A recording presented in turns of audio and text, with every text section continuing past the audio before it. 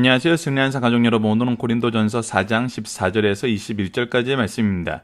고린도전서의 9번째 강조로 말에 능한 성도보다 능력, 실적이 있는 성도가 되자라는 제목의 말씀입니다.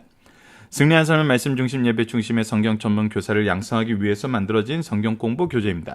승리한 삶의 2017년 10월 고린도전서 1장에서 10장까지의 말씀을 함께 묵상하고 있습니다. 승리한 삶을 발행해 계신 박예율 목사님의 구속사로 조망한 성경 연속 강의집을 통해서 편집이 되어 있습니다. 현재 고린도전서 10월달 말씀은 고린도전서 1권과 2권의 일부 내용으로 편집이 되어 있습니다. 구속사로 조망한 성경 연속 강의집은 신약이 30권으로 완간된 이후에 구약의 집필을 위해서 지금 계속 진행 중에 있습니다. 구약의 완간이 저희들 목표로 하고 있고요. 지금 현재 시편이 9권으로 완간되고 다니엘서가 2권, 소선지서가 가장 최근에 8권으로 완간되었습니다. 그리고 올해 내에 창세기가 6권으로 완간될 예정입니다. 최근에 나온 이 소선지서 8권을 여러분들이 보시는 바와 같이 확인하실 수 있습니다. 자, 저희들 주일날 업로드되는 위크스트를 통해서 고린도전서의 전체 구조를 보고 있고, 저희들 오늘 상고할 말씀이 여러분들께서 이 표 안에서 보실 수 있는 것처럼 4장 14절에서 21절 말씀입니다. 바로 책망의 결론부에 해당하는 부분입니다. 즉 우리가 교회의 분쟁에 대한 첫 번째 지적의 내용이 오늘 말씀으로 마무리가 됩니다. 그리고 두 번째는 교회의 도덕적 문제의 지적. 그래서 이 성적인 문제에 대해서 내일부터 우리가 함께 묵상하게 됩니다.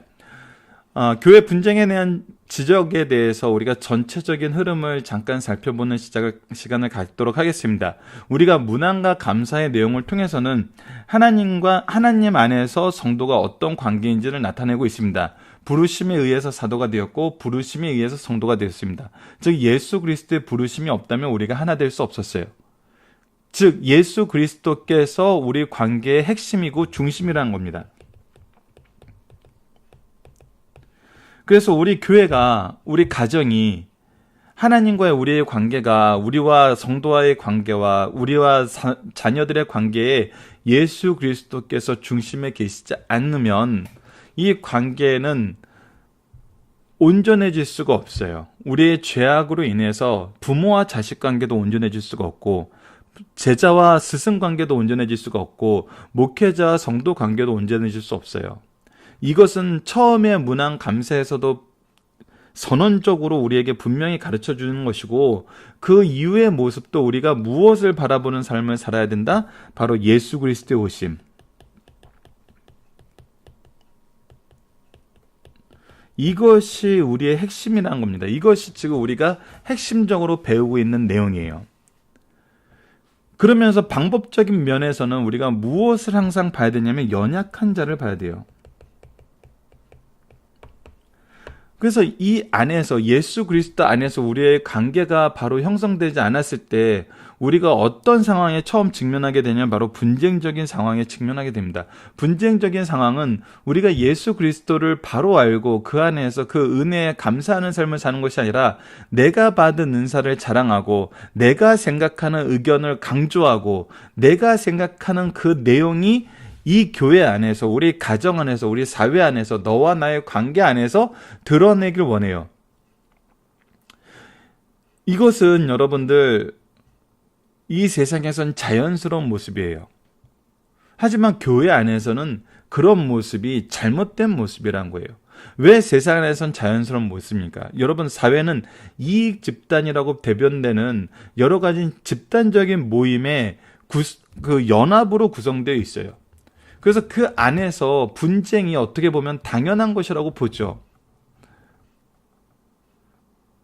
그래서 이런 태도와 이런 관점이 우리가 지금 현재 살아가고 있는, 그리고 민주주의라는 것은 이 이익이 서로 잘 조율되고 서로가 서로를 위해서 토론되고 또 때로는 대립되고, 이 대립되는 관계에서 또 새로운 것을 도출하는 정반합의 관계가 항상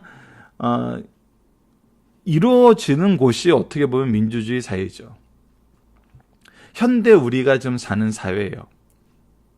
근데 이것이 무엇인가를 이루는 것 같은데 우리가 현재 사회에서도 느끼는 것처럼 항상 올바른 결론으로 도출되는 것이 항상 올바른 방향으로 나아가는 것이라고 얘기할 수는 없어요. 근데 이러한 방법을 교회 안에서도 우리가 취한다는 것은 우리가 지금 우리의 중심, 우리의 본질이 무엇임을 잊고 있느냐면 예수 그리스도의 부르심으로 인해서 하나 되었다는 것을 잃은 거예요.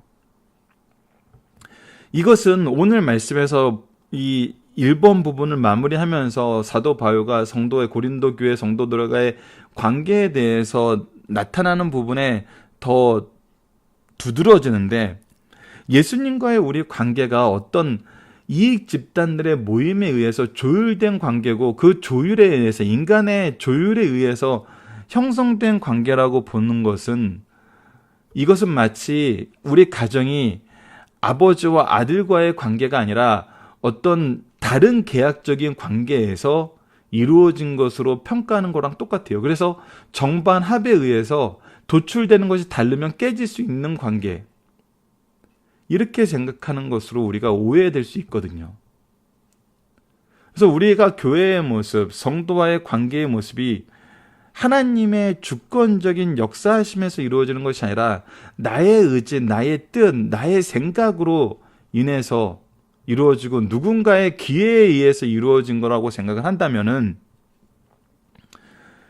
그거는 예수 그리스도께서 우리의 부르심에 대해서 우리가 잘못 이해하고 있는 거죠.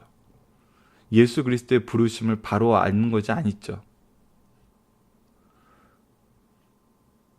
근데 우리가 교회의 분쟁 내용에서 우리가 주의 깊게 봐야 되는 것은, 사도 바울이 그에 대해서 얘기할 때, 아볼로에 대해서 얘기할 때, 아볼로와 그를 예를 들어서 얘기할 때, 스승들은 그러지 않았음을 분명히 전하고 있어요. 그런데 그것을 듣는 자들이 오히려 이 분쟁 상황을 이끌어내는 것이죠. 즉, 스승들은 예수 그리스도의 부르심에 대해서 가르쳐줬는데 제자들은 그 예수 그리스도의 부르심을 온전히 이해하지 못하는 거였죠. 그래서 뭐라고 얘기해요? 너희들이 어린아이와 같다, 젖먹이와 같다라고 설득하고 경고하고 견면하고 견책하면서 이 말씀을 계속 이어나갔잖아요. 그런데 현대에 우리가 주의해야 되는 것이 무엇이냐면, 고린도 교회보다 현대 교회적인 상황이 더 안타까운 건 무엇이냐면, 가르치는 스승도 예수 그리스도의 부르심의 기준이 되어서 이 관계를 맺고 있는 것이 아니라 엉뚱한 것이 기준이 된다는 것이죠. 예수 그리스도의 부르심의 의미를 이해한다는 것은 오늘 이 책망의 결론부에서 나타나는 것을 이해하는 것으로 우리가 확인할 수 있습니다. 자, 그래서 이 교회 분쟁의 지적 부분이 오늘로써 마무리가 되고, 이제 고린도 교회 도덕적인 문란에 대한 지적, 그리고 자유의 남용에 대한 문제를 이제 우리가 보면서 이 부분이 마무리됩니다. 그래서 고린도 교인들의 영적 질명에 대한 책망 부분이 마무리가 되고 우리가 다음으로 넘어가게 됩니다. 자, 오늘 말씀은 굉장히 중요해요. 그리고 이 굉장히 중요하다는 것에 대해서 예수 그리스도의 부르심에 의해서 맺어지는 관계는 이 구속사적인 관계에서 우리가 이미 확인하였어요. 구속은 성부 하나님께서 미리 구원을 계획하시고, 이 미리 계획하셨다는 거에 대해서 우리가 봤을 때, 이 미리 계획하시면 항상 무엇이 있어요? 먼저 일하심이 있어요. 먼저 준비하심이 있어요. 그리고 성자 예수님을 통해서 구원을 이루신다는 거에 대해, 이루실 때는 하나님께서 항상 어떻게 하셨어요? 우리와 동행하셨어요. 우리와 함께 하셨어요. 예수님이 이 땅에 오셔서 우리와 함께 하셨어요. 동행이 있어요. 그리고 이 구원을 적용시킨다는 데서 뭐가 있어요? 참된 소망이 있어요. 그리고 이것을 계승해야 될 우리에게 사명을 주셨다는 거예요. 그래서 아브라함과 이삭과 야곱의 모습에서 우리가 이 하나님의 준비하심과 동행하심과 계승케 하심을 항상 봤어요. 그래서 아브라함은 결국은 하나님께서 이삭을 위해서 준비하신 하나님의 준비하심의 은혜 속에 있었고, 아브라함은 이것을 이삭에게 잘 계승하였고, 이삭 또한 야곱을 위한 하나님의 준비하심 속에서 하나님의 은혜의 준비하심을 경험했고, 하나님과의 동행함을 경험했고, 그리고 이것을 야곱에게 잘 계승했어요. 그리고 야곱의 역사도 동일했죠. 하나님의 준비하심 속에서 그가 하나님의 은혜를 맛보면서 동행하였고, 그리고 이것을 요셉과 그의 나머지 아들 12명의 아들에게 계승하면서 12지파가 형성되는 것을 볼 수 있었어요. 이것은 계속 계승돼요.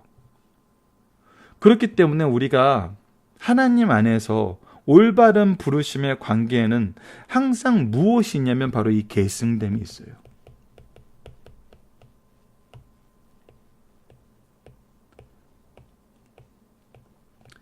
여러분들, 우리가 이미 알고 있다시피 성경 안에서 굉장히 많이 드러나는 예루살렘 교회, 안디옥 교회, 예배소 교회들, 각각의 역사의 중심이 되었던 교회들, 그리고 우리가 계시록에서 확인했던 그 7교회들, 그 교회에서 우리가 지적되고 경고되고 그 교회가 지금까지 남아있지 않는 것을 통해서 우리가 무엇을 볼 수 있나요? 이 계승됨이 얼마나 어려웠는지를 보게 돼요. 그런데 놀랍게도 계승됨은 이 교회들은 실패를 했어요. 그 교회들은 지금 현재 남아있지 않아요. 근데 무엇이 계승되었어요? 하나님의 말씀이 계승되었어요. 그래서 이 진리의 말씀이 지금 저와 여러분들에게 계승되고 있잖아요.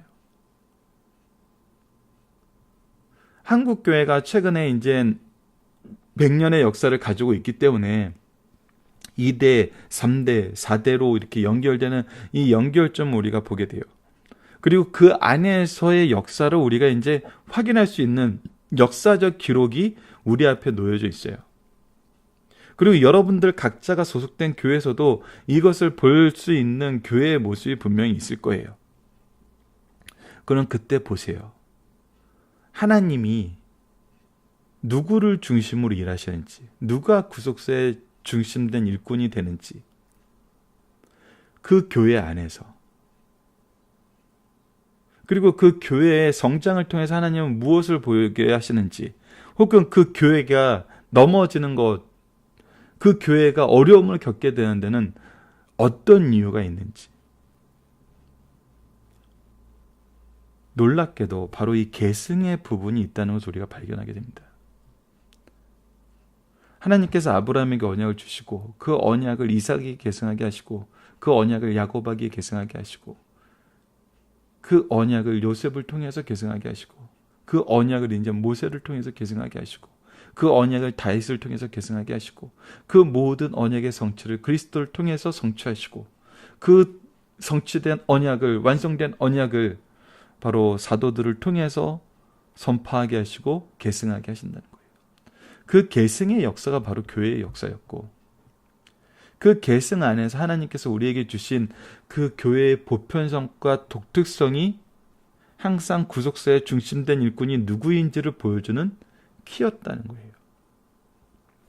그 내용을 오늘 말씀 속에서 어떻게 설명하는지를 봅시다. 그래서 교회와 가정에서 누가 구속사의 중심된 일꾼이 되는가를 우리가 봅시다. 여러분들, 지난주에 여러분들이 추석을 보내면서 각각의 가족들과의 만남이 있었을 거예요. 그 안에서도 믿음의 3, 4대 계보를 잇는 가정이라면 분명히 보셨을 겁니다. 누가 우리 가문의 역사의 중심 인물인지, 이 구속사를 계승하는 사람인지, 그리고 이것을 오늘 사도 바울은 우리에게 어떻게 설명하고 있는지, 이 말을 보도록 하겠습니다. 자, 고린도전서 4장 14절에서 21절입니다. 말에 능한 성도보다 능력, 실적이 있는 성도가 되자. 내가 너희를 부끄럽게 하려고 이것을 쓴 것이 아니라 오직 너희를 내 사랑하는 자녀같이 권하려 하는 것이라.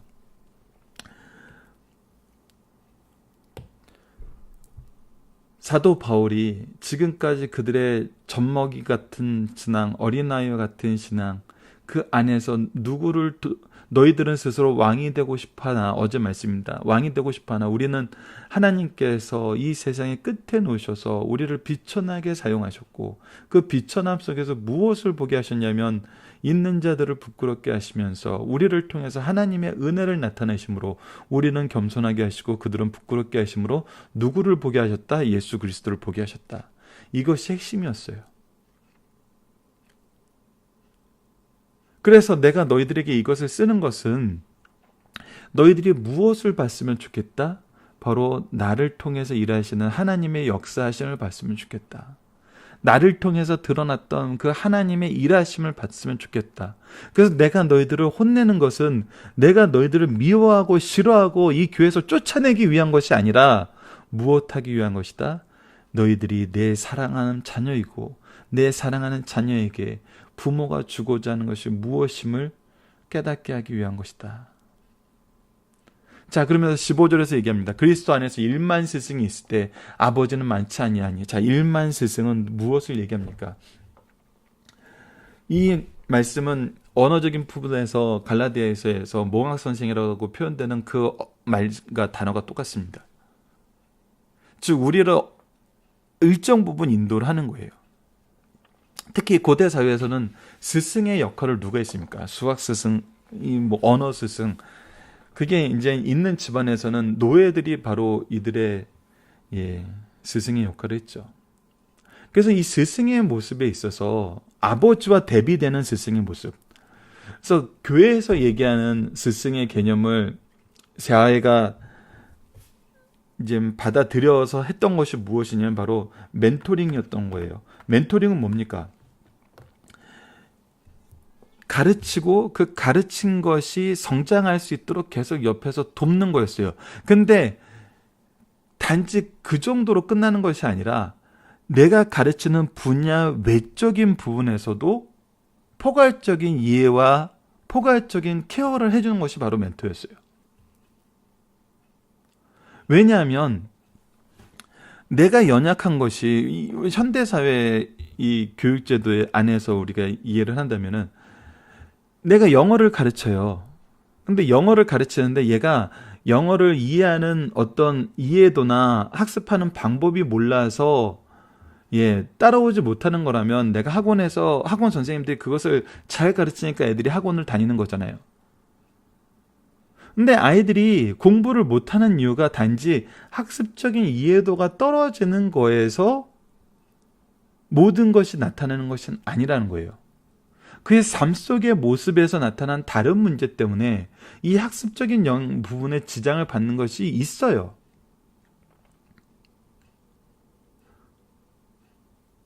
실제로 가정에 문제가 있거나 아니면 개인적인 문제가 있거나 친구와의 관계에서 문제가 있거나 아니면 경제적인 문제가 있거나 아니면 정신적인 문제가 있거나 감정적인 문제가 있거나 다른 여러 가지 문제로 인해서 지금 이 부분에 지장을 받는 경우가 있거든요.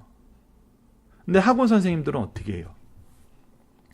그 제반적인 부분에 대해서 신경 써줄 수 있나요? 심지어 학교 선생님들도 이 제반적인 문제에 대해서는 실질적으로 신경을 써줄 수가 없죠. 현대 분업화된 환경 안에서는 이것이 있을 수 없어요. 그건 누가 신경을 쓰는 거예요? 그 부모님이 신경을 써야 되는 거예요. 아버지의 역할이란 거예요. 그러니까 아버지의 역할이란 것은 어느 한 단편적인, 그러니까 스승이란 것은 내가 영어 스승이야, 내가 수학 스승이야, 내가 사회 스승이야 하면은 각 분야만 봐요. 근데 아버지는 어떻게 해요? 모든 것을 봐요. 이제 사도 바울과 고린도 교회의 모습이, 여러분과 저희들의 모습이, 교회에서 지도자와 제자들의 모습이 어떤 모습과 같냐면 아버지와 자녀 모습과 같다는 거예요. 교회는 성경 말씀만 가르치고 설교만 하고 끝나는 곳이 아니잖아요. 가정이 아이들에게 밥 먹여주고 재워주고 끝나는 곳이 아니잖아요. 이 사도 바울이 이 스승의 모습을 아버지하고 비교해서 얘기하는 데에는 하나님께서 우리와 하나님과의 관계하고도 연관이 돼요. 예수 그리스도와 우리와의 관계하고도 연관이 돼요. 예수님의 사역이 대표적인 것이 세 가지 있었죠. 가르치고 선포하고 고치는 거. 스승은 가르치기만 하면 돼요. 선포는 다른 데 가서 들을 수도 있어요. 고치는 거는 당연히 스승의 역할이 아닐 수도 있어요. 근데 예수님이 이 모든 것을 다 하셨어요. 우리 하나님 아버지는 우리와 언약적인 관계를 맺고 그 언약을 통해서 우리에게 사랑만 보여줘도 됐어요. 근데 우리가 창세기를 통해서도 계속 확인했던 건 뭐였어요? 우리의 연약함을 돌보시고 우리를 끝까지 포기하지 않으시는 바로 아버지의 모습이었잖아요.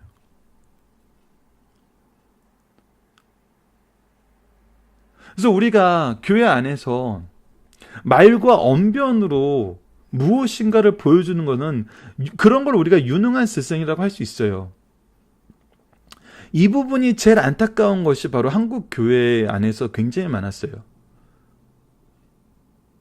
여러분들 한때 한국 교회가 유명한 이 부흥 강사분들이 많이 생기고 TV 안에 나와서 TV 속에서 막 이렇게 강연하는 목사님들을 보고 많은 분들이 그분들을 부러워하고 많은 분들이 그분들을 따르고 싶어하고 그래서 그곳으로 갔어요.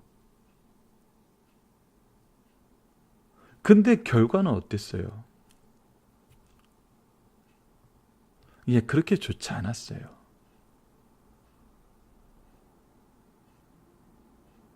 이 스승과 아버지의 모습은 분명한 차이가 있어요. 근데 이 차이가 여러분들 굉장히 놀라운 차이인데 우리가 얼핏 보기에는 언변이 좋고 어떤 뛰어난 부분이 있는 사람이 정말 우리가 존경받을 수 있는 것 같고 뭐 좋은 대학 나온 목사님들이 이게 더 존경받고 더 놀라운 것 같은데 좋은 대학 나오고 안 나오고가 중요한 게 아니라 언변이 있고 없고가 중요한 게 아니라 그들이 하나님의 부르심을 예수 그리스도의 부르심으로 나의 영적인 아버지가 되었는지 안 되었는지가 가장 중요한 거예요.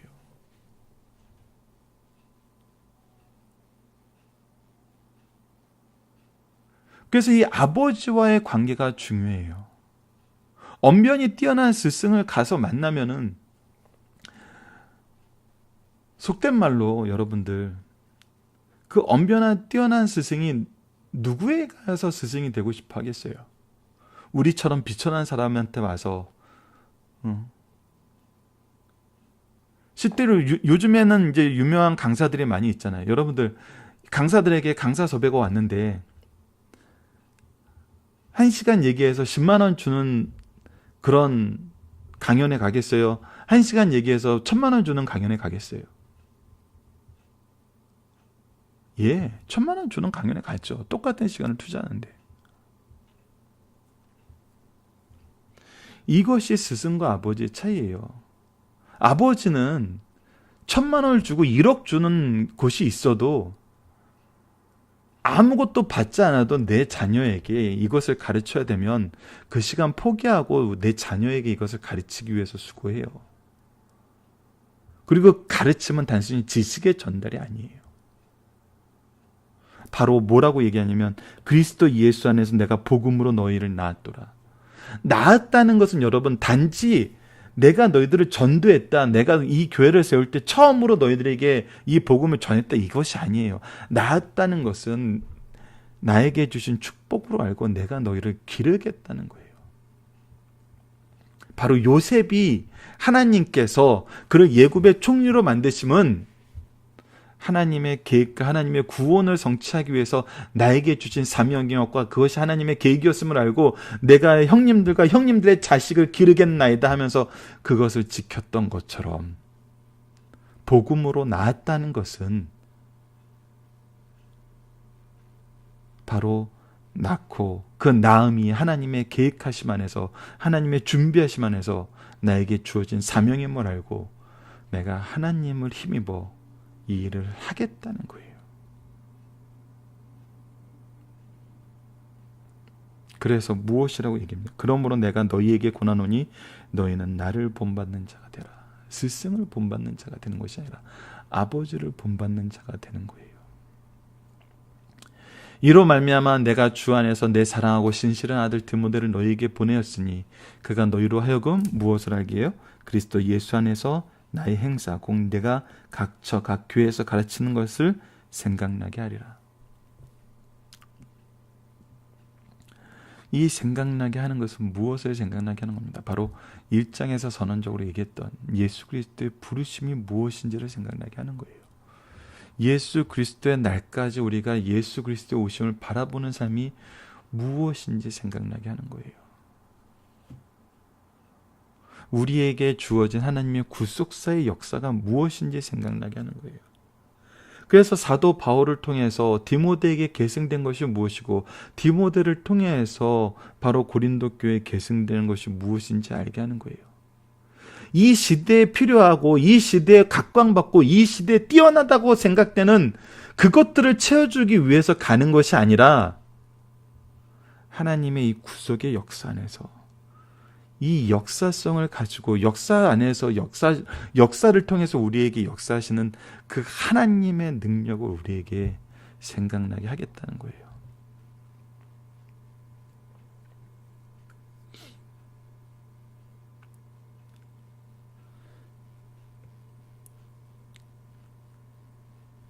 여러분들 이 부분을 우리가 가지는 것이 너무나 중요합니다. 이 부분을 가지는 것이 너무나 중요해요.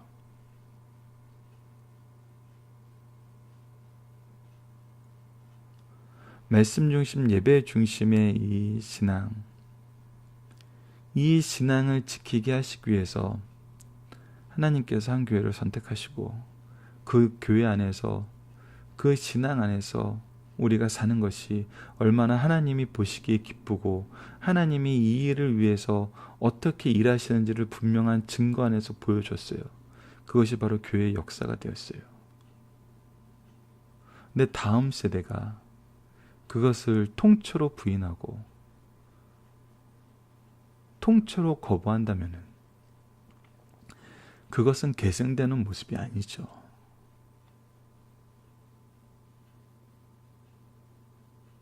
그래서 우리가 세대가 변화할 때 여러분들이 무엇을 계승해야 되고 무엇을 주의해야 되는지는 분명히 보실 수 있어요.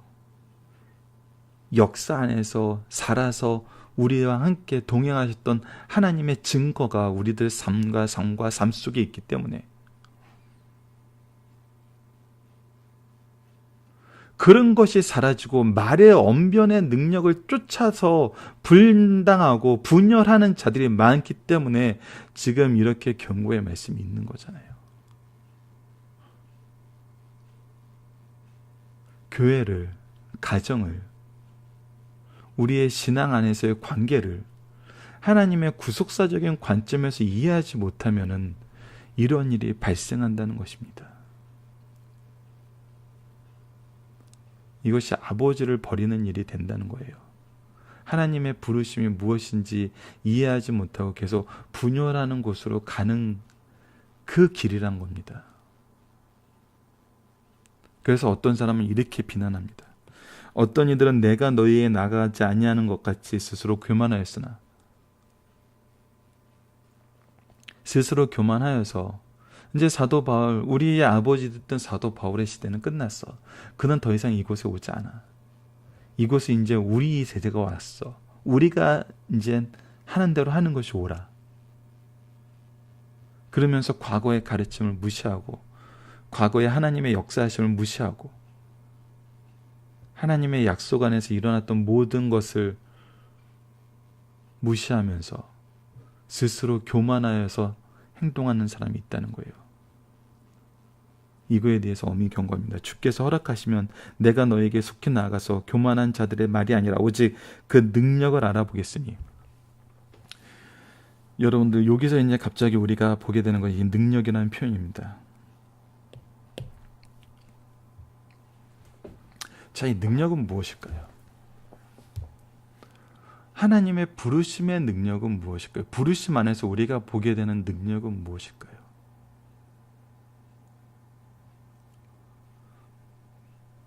언변이 뛰어난 자들은 결정적으로 열매가 없습니다, 여러분. 그들이 양육한 제자가 없고 그들이 양육한 자녀가 없고 그들이 신경 돌보는 영혼이 없어요.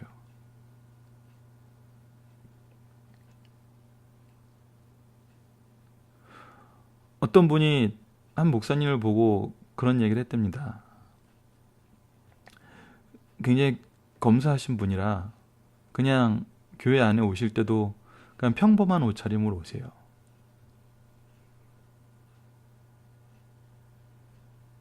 근데 처음에 그 목사님이 그분을 봤을 때는 별로 이렇게 주목도 하지 않고 잘 쳐다보지도 않았대요. 인사를 해도 받는 동 맞는 동 하고. 근데 그분이 중견 사업가셨거든요. 자기 사업하는 현장을 와서 보더니 그 다음부터는 자기를 대하는 태도가 달라지더래요.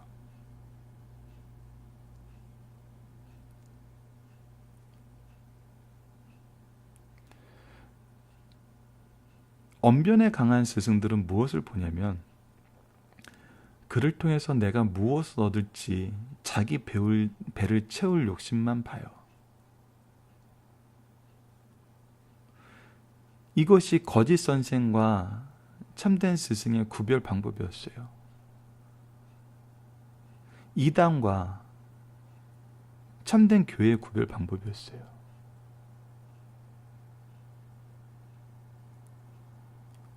이들에게 하나님의 준비하심이 무엇이고 하나님이 이것을 준비하셔서 우리에게 공급하시는 이유가 무엇인지를 못 봐요. 오로지 나의 배를 채울 것만 봐요. 그래서 나의 배를 채우기 위해서 장애가 되는 것은 다 없어요. 그것이 하나님의 약속이 있고 하나님의 증거가 있던 하나님의 일이었어도.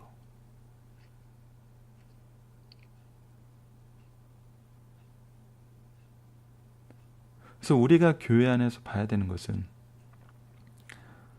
정말 그들에게 제자가 있는가? 정말 그들이 돌보는 영혼이 있는가를 봐야 돼요. 그 돌보는 영혼이 어떤 영혼인가? 자기 이득을 위해서 필요한 사람들을 돌보고 있는가? 아니면 정말 아버지의 심정으로 연약한 아이들을 눈물로써, 기도로써, 물질로써, 사랑으로 양육하고 있는가?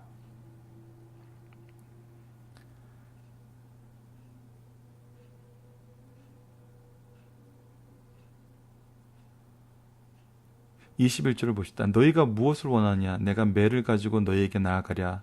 사랑과 온유한 마음으로 나아가랴.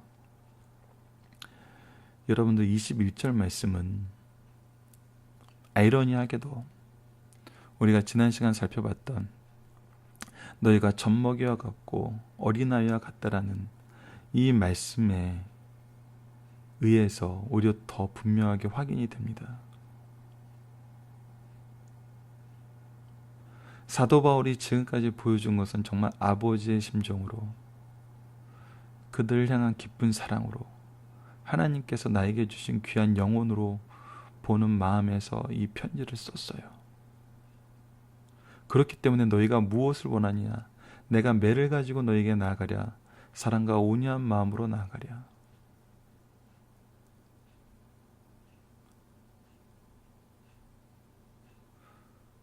왜 여러분이 이것이 아이러니라 그러냐면 어린아이들이 자기의 잘못에 대해서 누군가가 잘못을 지적하고 누군가가 그 잘못을 에 대해서 얘기를 할 때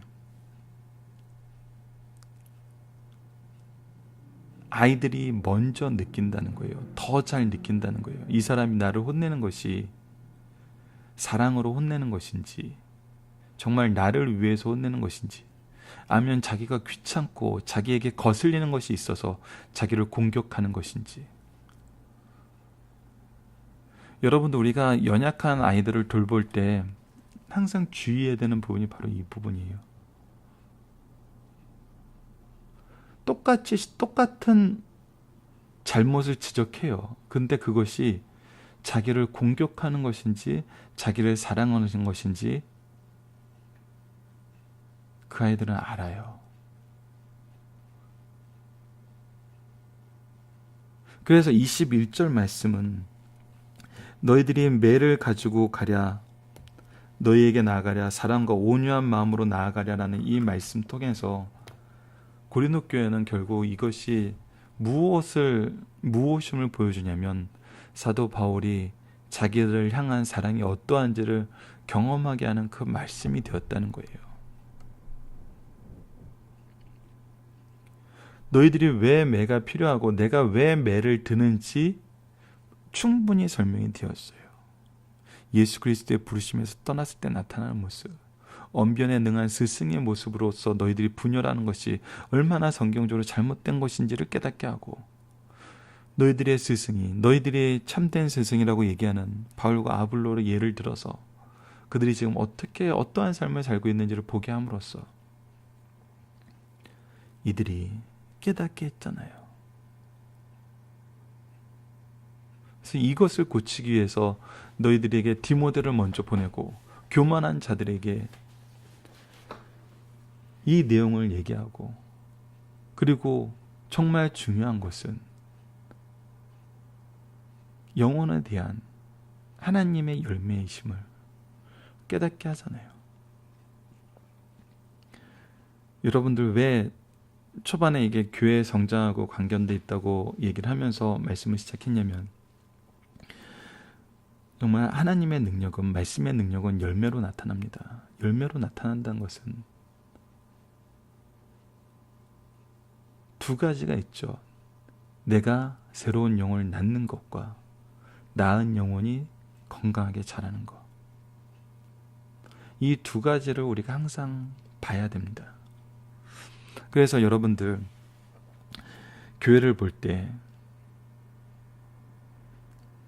그 교회의 영적 리더의 정말 능력을 볼 때 우리가 무엇을 봐야 되냐면, 대형 교회가 돼가는 것만 보셔서는 안 돼요. 대형 교회도 대형 교회에 주시는 하나님의 능력이 분명히 있는 거죠. 그런데 이 두 가지를 항상 함께 봐야 돼요. 새로운 영혼을 낳는지, 낳은 영혼이 강건하게 커가고 있는지. 이것이 항상 교회 안에서 보이고 가정 안에서 보여요. 그래서 어떤 집에는 더 많은 자녀를 줄 수 있고 어떤 집에는 한 자녀만 줄 수 있어요. 그것은 하나님께서 우리의 분량대로 맡기신 하나님의 역사하심이에요. 하나님의 분배하심이에요.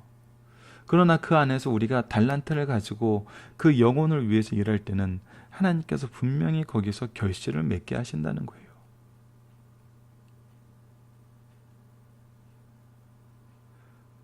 그래서 우리는 항상 이 두 가지를 같이 봐야 돼요. 그래서 성숙한 성도, 교회에서 중진이 되는 성도들은 항상 무엇을 같이 보냐면 새로운 영혼을 낳는 것과 그 새로운 영혼이 강건하게 자라는 것, 성인으로 자라는 것을 우리가 보게 되죠. 그래서 뭐 하는 데까지 자라도록? 그가 또 다른 이들을 가르칠 수 있는 데까지 자라도록.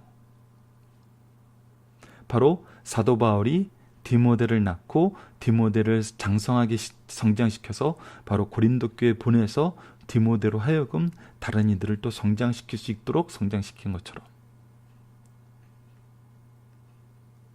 요셉이 형님들과 형님들의 자녀들을 돌보겠습니다 했을 때 자녀의 자녀까지 돌보는 그 사명을 감당했던 것처럼, 하나님이 주신 능력은 항상 이렇게 영혼을 향한 나음과 성장으로 이어진다는 걸 보게 됩니다. 그래서 교회를 보실 때 이것을 보셔야 돼요. 이것을 보셔야 됩니다. 그리고 이것을 위해 노력하는 아버지와 같은 분이 나의 스승이고, 또 내가 이런 아버지와 같은 스승이 되는 것이 바로 성경이 우리에게 가르쳐주는 것임을 우리가 봐야 됩니다. 이것을 우리가 함께 나누고 또 함께 이 일에 동행하는 정말 승리한 삶 가진 여러분들 되었으면 합니다. 본문 묵상으로 보도록 하겠습니다. 사도 바울이 책망은 무엇을 위함입니까? 내 사랑하는 자녀같이 권하려는 거예요. 이것이 단지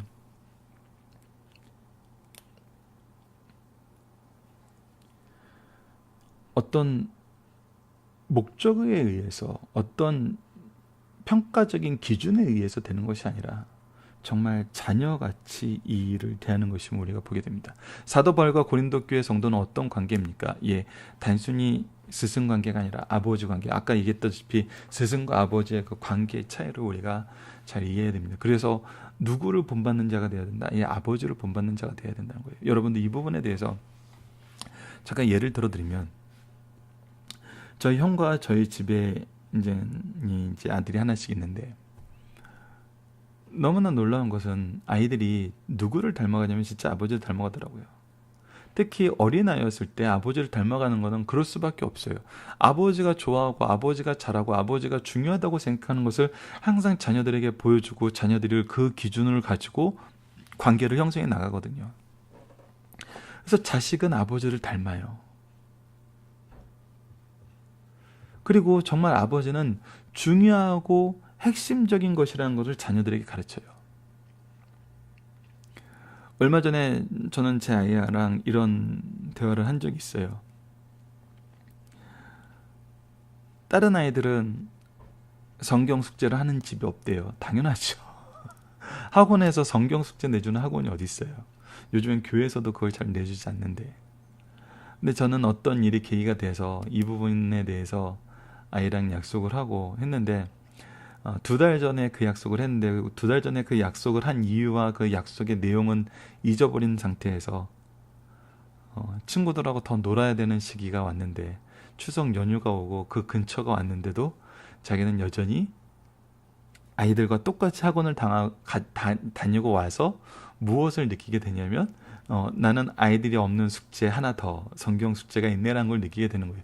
이건 당연히 스트레스가 되죠. 그러면서 그것이 갑자기 이제 연휴 때 복받쳐 올랐나 봐요. 근데 그때는 얘기할 수밖에 없어요. 무엇을 얘기하게 되냐면, 하나님이, 저는 그래서 그때 그 얘기를 했습니다. 아빠는 할아버지 할머니에게 너무나 많은 사랑을 받고, 지금도 그 할아버지 할머니와의 사랑이 아니면은, 돌보심이 아니면은 지금도 힘든 모습인 거 너도 알고 있잖니. 근데 내가 하는 대부분은 할아버지 할머니가 나에게 주신 사랑 중에, 내가 어렸을 때 먼저 이런 것을 알았으면 얼마나 더 좋았을까. 그래서 할아버지 할머니가 아빠한테 줬던 것 중에 더 일찍 깨닫고 더 일찍 알았으면은 더 은혜가 되고 더 능력이 되는 그것을 지금 아빠는 너에게 주고 싶은 거야. 그래서 모든 것은 우리는 너에게 2가지 배움이 있다는 걸 깨달아야 돼. 물론 지금 학교와 학원이 중심이 되어서 학교와 학원에서 배우는 것이 위주가 되지만, 항상 어느 집안 어느 아이들도 부모를 통해서 배우는 것과 자녀를 통해서 배우는 2가지가 양립하고 있음을 네가 알아야 돼.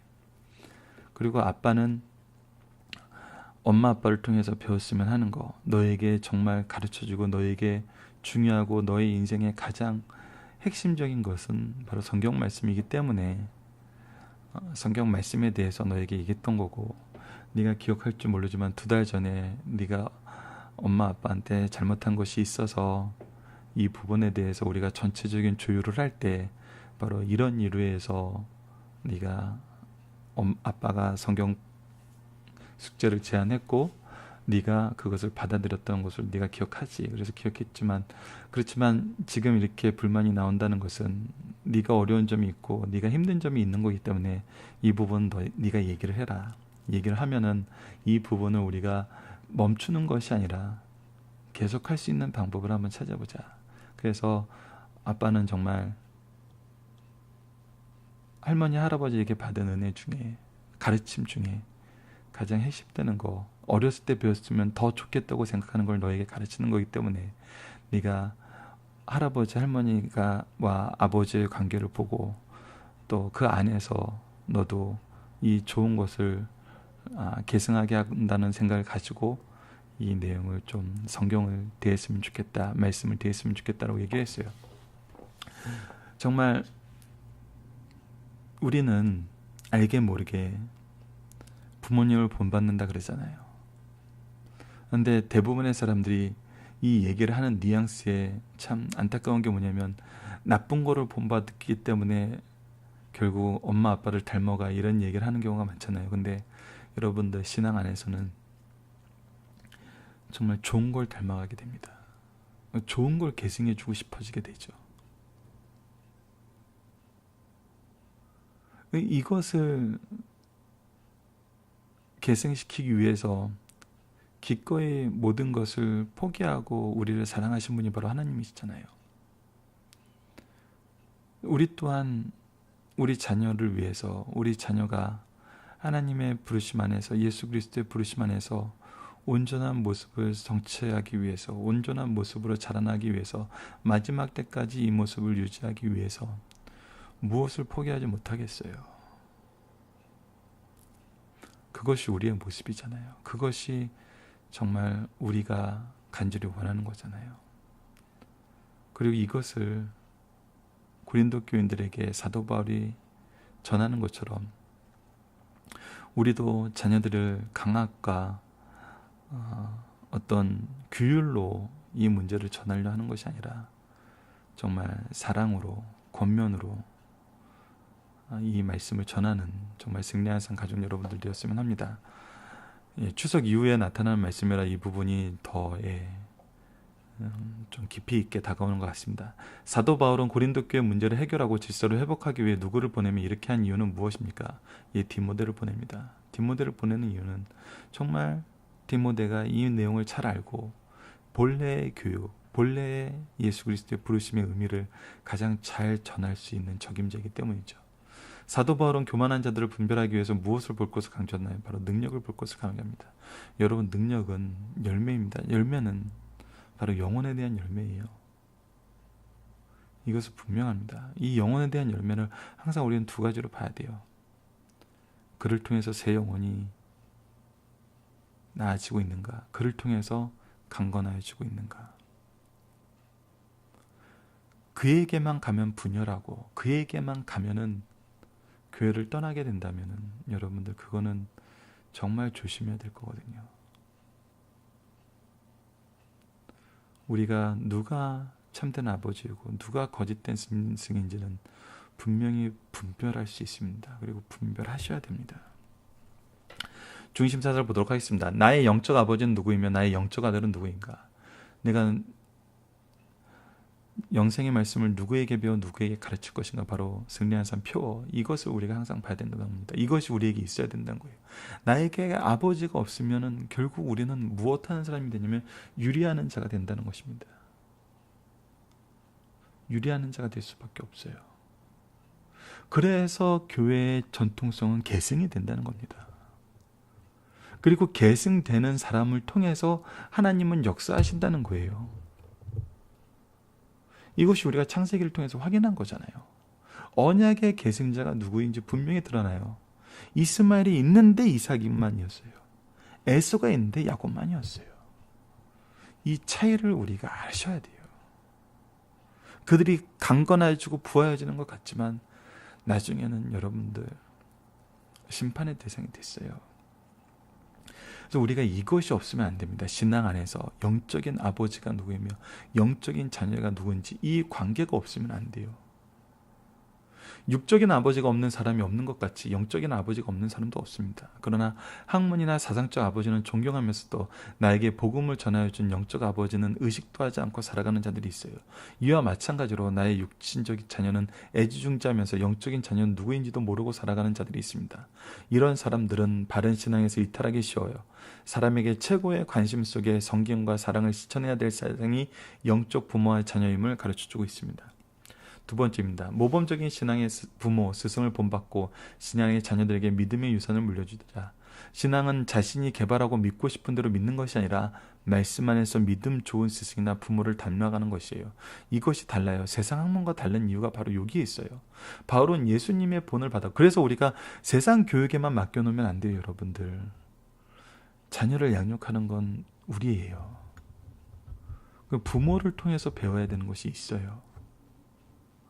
바울은 예수님을 본받고 고린도 교회 성도에게 나를 본받으라고 하였어요. 그리고 그들에게 디모데를 보내니 그에게 순종하고 그를 본받으라고 합니다. 디모데는 바울을 본받은 대표적인 제자였기 때문입니다. 오늘의 성도들도 말씀 속에서 바울을 본받아 살아가는 신실한 믿음의 부모나 스승처럼 그들을 본받는 좋은 성도가 되어야 됩니다. 세 번입니다. 성도는 자기 말에 책임을 져야 하며 말에 능한 사람보다 실천에 능한 자가 되어야 됩니다. 교회에서 자기가 한 말에 책임져 추궁당하거나 고발당한 자가 없게 해야 합니다. 그러려면 근거 없는 말, 책임질 수 없는 말을 함부로 하지 말아야 됩니다. 교회에서 한 말과 행동만큼 하나님께서 정확하게 정상 심판하신다는 겁니다. 그러므로 본문의 말에 능한 사람보다 실천으로 자기의 진심과 능력을 보여주는 자가 되라고 경고하고 있습니다. 살펴보기 정답 여러분들 카페를 통해서 확인해 주시고요. 적용하기를 보도록 하겠습니다. 교회 안에서 교와 같이 유리하는 자들이 있는가? 그들을 위해서 우리는 무엇을 해야 하는가? 여러분들 이런 사람이 있으면 여러분들이 예수 그리스도의 심정을 가지고 이들의 부모가 되어 주십시오. 그리고 그들을 양육해 주십시오. 그것이 교회의 모습이고 그것이 가정의 모습이죠. 내 아이가 젖도 못 먹고 집에서 방치되어 있는데 부모들이 PC방에서 PC를 하다가 아이가 죽은 내용, 여러분 우리가 뉴스를 보면서 그것을 우리가 뭐라고 평가했어요? 어떻게 저런 부모가 있을 수 있어? 어떻게 저런 사람들이 부모가 될 수 있어? 라고 얘기했죠. 교회에서도 마찬가지입니다. 교회에서도 그와 같이 유리하는 자들이 있으면 그들은 우리에게 주신 하나님의 자녀임을 알고 우리가 양육해야 돼요. 그것이 우리에게 맡겨진 하나님의 일이란 겁니다.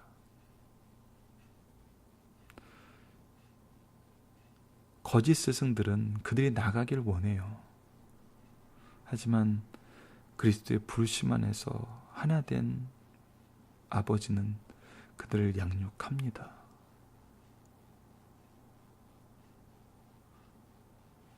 이것이 우리가 하나님의 신적 기관인 교회와 가정에서 참된 부모와 거짓 선생을 구별하는 방법입니다. 이 말을 하는 저도 두렵고 떨리죠.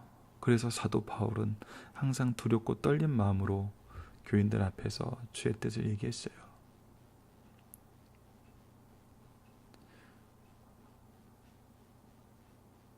그런데 하나님께서 감당할 수 있기 때문에 우리에게 그 영혼을 보내준 것으로 알고 우리가 양육합시다. 말씀을 기초로 기도하기를 통해서 마치겠습니다. 하나님, 교회는 예수 그리스도의 진리의 터 위에 세워졌고 이곳으로 성도들을 부르시고 그 안에서 구원의 은총을 허락하여 주심을 믿고 우리에게 영원토록 허락하여 주심을 감사합니다. 그러나 때로는 성도들이 어리석음으로 스스로 유리한 자가 되기도 하고 때로는 우리가 어리석고 교만하여 그들로 하여금 따를 수 없는 부족한 영적 부모가 됨을 고백합니다. 우리가 오직 그리스도의 마음으로 참된 성김의 사랑을 전하는 주의 종들이 되게 하여 주소서. 그리하여 우리를 통하여 진리의 말씀을 배우고 진리의 말씀을 경험하고 진리의 말씀을 계승하는 영적인 자녀가 되게 하여 주소서. 우리 가정과 교회가 영생의 말씀을 배우고 가르치는 능력 있는 믿음의 공동체가 되게 하여 주소서. 예수님 이름으로 기도드립니다. 아멘.